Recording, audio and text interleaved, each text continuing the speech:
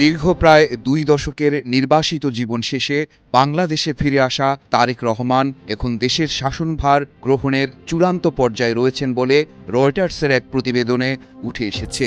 বলা হয়েছে, দেশে ফিরে আসার ২ মাস না যেতেই বাংলাদেশের সবচেয়ে গুরুত্বপূর্ণ একটি নির্বাচনে জয়ী হয়ে প্রধানমন্ত্রী হতে পারেন তারেক রহমান। তার বাবা মা একসময় যেমন দেশ পরিচালনা করেছিলেন, তেমনি তিনিও দেশের নেতৃত্ব দিতে পারেন। প্রতিবেদনে বলা হয়, জনমত জরিপের পূর্বাভাস সত্যি হলে বৃহস্পতিবারের নির্বাচন ৬০ বছর বয়সী এই শান্ত স্বভাব নেতার জন্য হবে এক বিস্ময়কর প্রত্যাবর্তন। ওয়ালটন বিএলডিসি ফ্যান খরচ বাঁচে 65% পর্যন্ত। ওয়ালটন বিএলডিসি ফ্যান ছড়ায় স্বস্তির সবুজ হাওয়া। গত বছরের আগস্টে ছাত্র জনতার অভ্যুত্থানে ক্ষমতাচ্যুত হন তার দল বিএনপির চিরপ্রতিদ্বন্দ্বী দীর্ঘদিনের প্রধানমন্ত্রী শেখ হাসিনা। সেই রাজনৈতিক পট পরিবর্তনের পর গত ২৫ ডিসেম্বর দেশে ফিরে তারেক রহমান পান বীরোচিত সংবর্ধনা। হাসিনা বর্তমানে নয়াদিল্লিতে নির্বাসনে। শেখ হাসিনা ও তারেক রহমানের মা বেগম খালেদা জিয়া দীর্ঘদিন ধরে বাংলাদেশের রাজনীতিতে আধিপত্য বিস্তার করেছিলেন। তার বাবা জিয়াউর রহমান ছিলেন বাংলাদেশের স্বাধীনতা যুদ্ধের অন্যতম নেতা, যিনি ১৯৭৭ থেকে ১৯৮১ সাল পর্যন্ত দেশ শাসন করেন। তারেক রহমান বলেছেন, তিনি বাংলাদেশের আন্তর্জাতিক অংশীদারত্ব এমনভাবে পুনর্গঠন করতে চান যাতে বিনিয়োগ বাড়ে, কিন্তু কোনো একক শক্তির উপর দেশ অতিরিক্তভাবে নির্ভরশীল না হয়। এটি শেখ হাসিনার নীতির বিপরীত, যিনি দিল্লির সঙ্গে ঘনিষ্ঠ বলে বিবেচিত ছিলেন।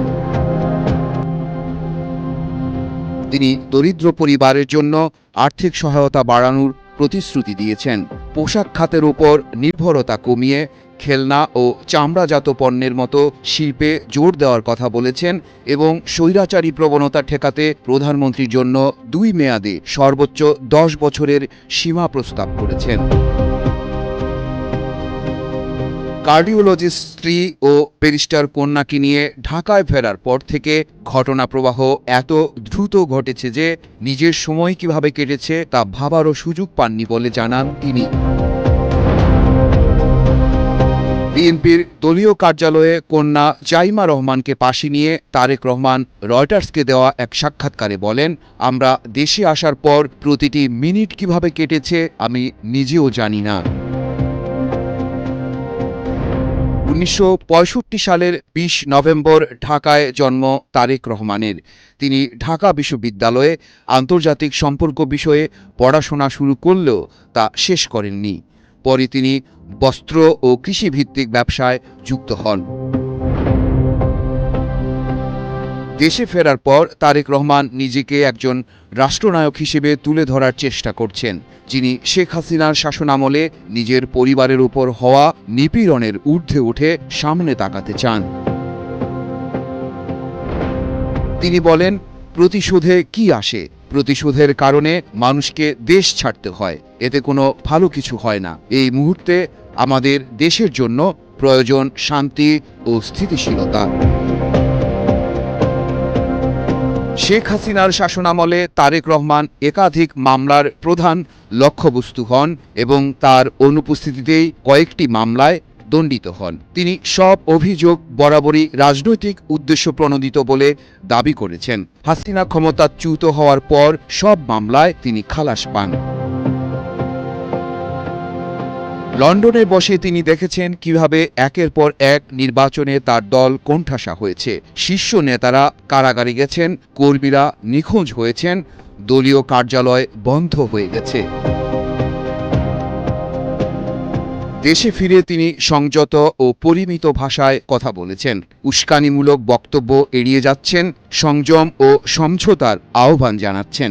তিনি রাষ্ট্রের উপর জনগণের মালিকানা ফিরিয়ে আনা এবং প্রতিষ্ঠান পুনর্গঠনের কথা বলছেন, যা নতুন সূচনার আশায় থাকা বিএনপি সমর্থকদের উজ্জীবিত করেছে।